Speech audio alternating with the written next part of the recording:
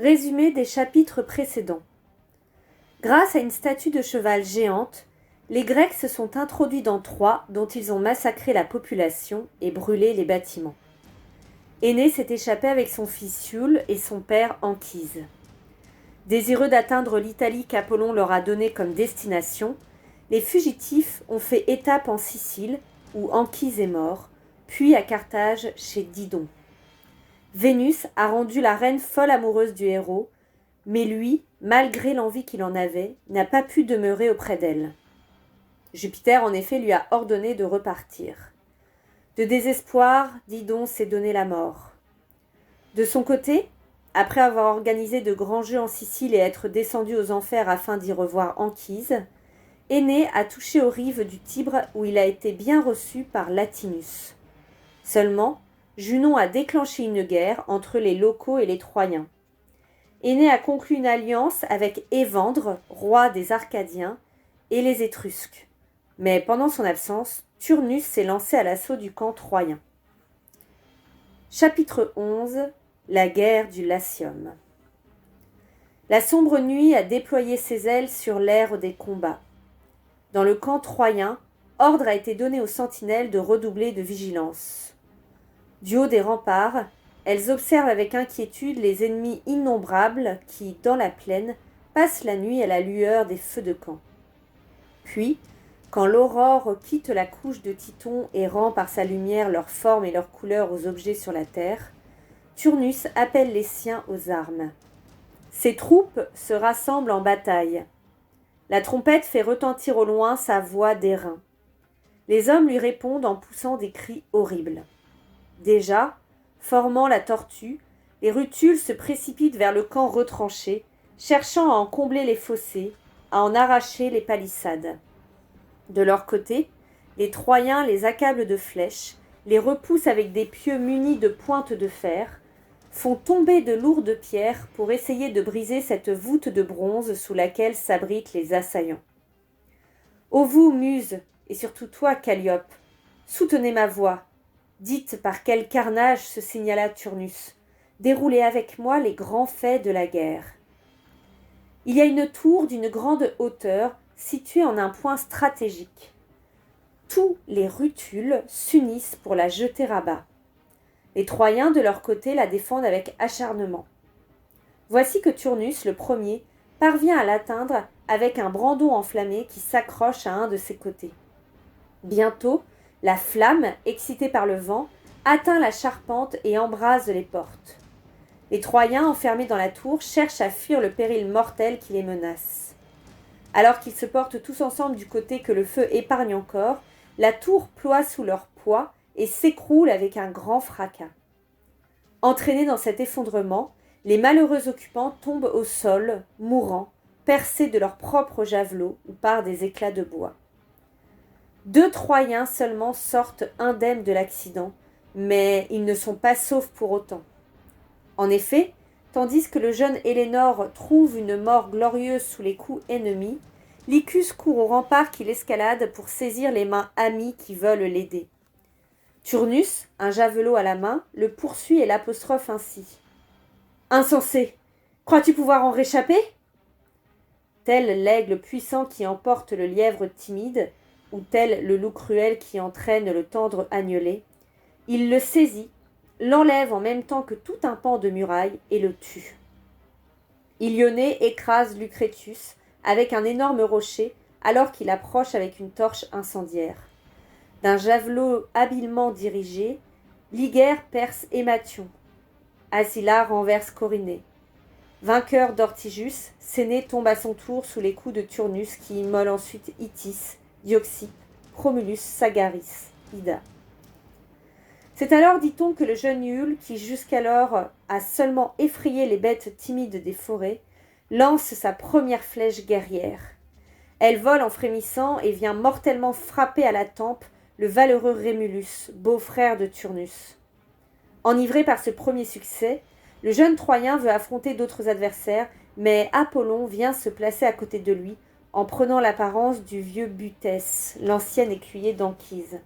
« Contente-toi de ce succès, lui dit le dieu, et épargne-toi d'autres luttes. sur quoi il disparaît. Les chefs troyens qui ont reconnu le dieu au bruit de son carquois quand il s'est retiré, éloignent Iule du combat, puis, avec une ardeur renouvelée, retournent à la mêlée.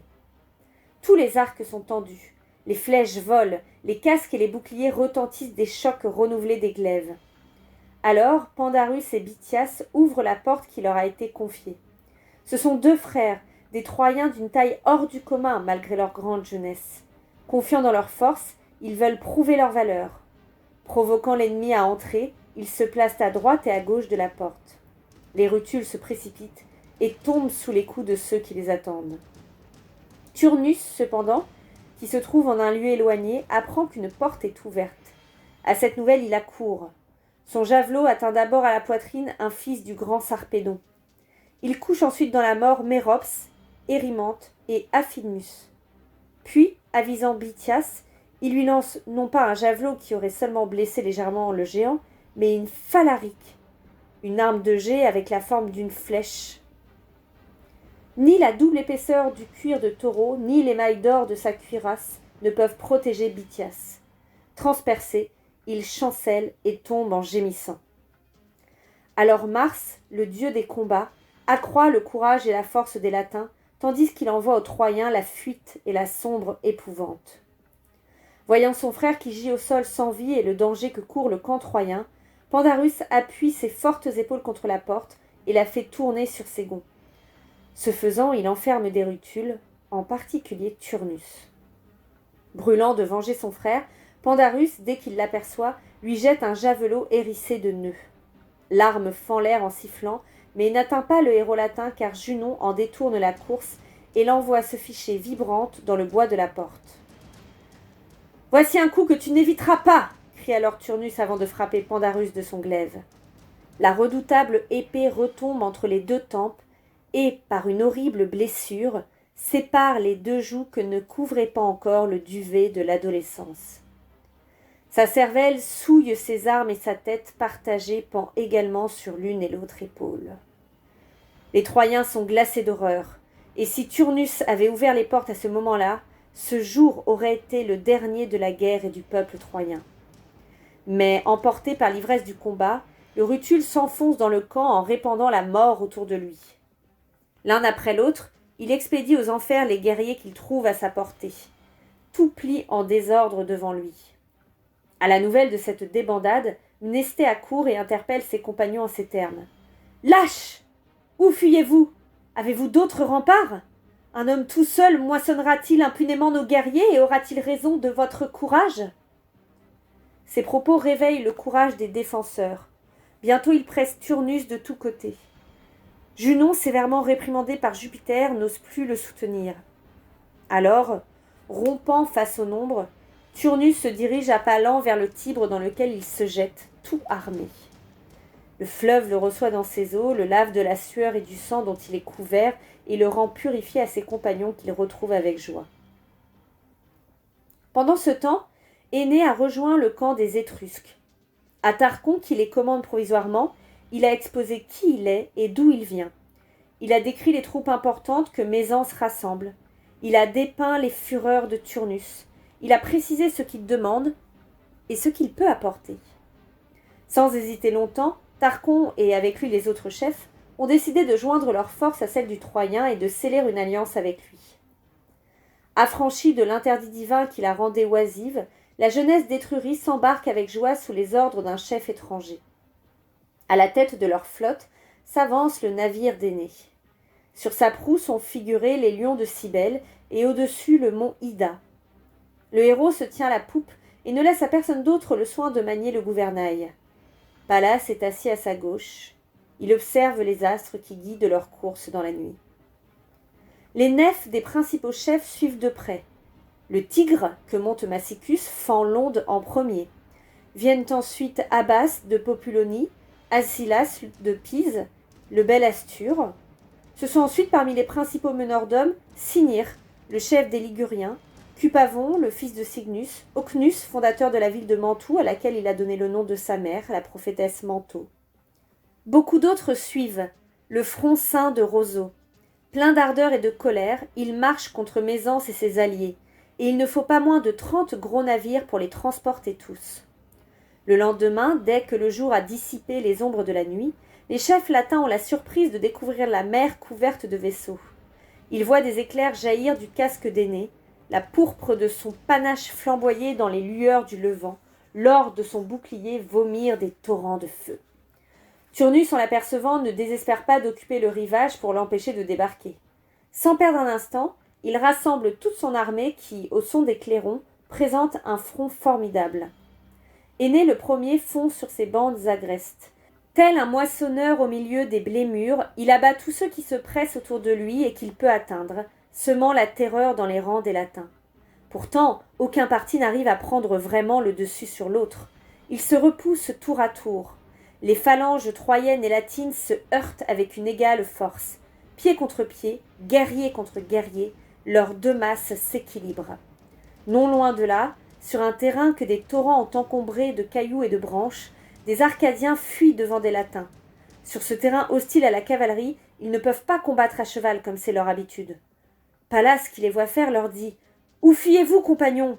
Je vous en prie, ce n'est pas à l'agilité de vos pieds qu'il faut confier votre salut. C'est le fer qui doit nous frayer un chemin à travers les bataillons ennemis. » Il dit et se précipite contre les rangs hostiles.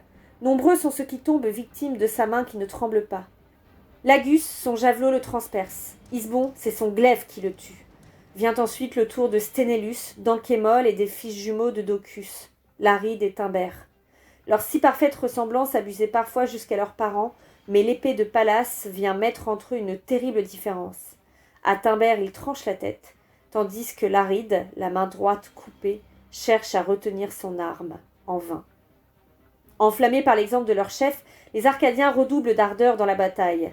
Cependant, Turnus, sur son char rapide, s'élance au cœur de la mêlée en criant « Arrêtez ! C'est à moi seul de marcher contre Pallas !» Aussitôt, tout le monde s'écarte et Pallas le contemple face à lui, avec étonnement. Sans s'émouvoir, il dit « Ou tes riches dépouilles dont je m'emparerai, ou une mort illustre feront ma gloire. L'un et l'autre est égal à mes yeux. » Turnus est déjà descendu de son char. Tel un lion qui s'apprête à affronter un taureau dans la plaine, il avance droit vers le jeune Arcadien. Pour voir si le sort soutiendra sa juvénile audace, Pallas lance son javelot. Le fer se ferait un passage à travers le bord du bouclier et vient effleurer l'épaule du gigantesque latin. Sans s'émouvoir, Turnus expédie sa javeline acérée en disant « Voyons si le trait que je lance pénétrera plus avant que le tien. » Malgré les disques de fer et d'airain, malgré les doubles épaisseurs de cuir, la pointe aiguë perce le bouclier et vient se ficher dans la poitrine du jeune homme. En vain, il arrache la lance de sa blessure. Son sang et sa vie s'en échappent, en même temps. Il tombe et sa bouche presse en mourant le sol ensanglanté. Turnus s'exclame « Arcadiens, ne manquez pas de dire à Évandre que son alliance avec Énée lui coûte cher, qu'il accorde toutefois à son fils les honneurs de la sépulture. J'y consens volontiers. » Sur quoi, il se penche pour s'emparer du bouclier et du baudrier de Pallas, puis il se retire lentement, débordant d'orgueil. Énée apprend ce grand malheur. Aussitôt, il se lance à la recherche de Turnus en renversant morts tous ceux qu'il trouve sur son passage. Tel un torrent furieux qui a brisé ses digues, il s'avance, semant la mort et la désolation à travers la plaine, et rien ne peut l'arrêter. Sans doute finirait-il par rejoindre le latin et le provoquer si Junon ne venait au secours de son protégé. Elle forme, à l'aide d'une vapeur légère, une image semblable au prince troyen. Voici que le faux Énée défie Turnus et l'abreuve de paroles injurieuses. Turnus lui lance un javelot qui fend l'air en sifflant. Mais le fantôme tourne le dos et fuit.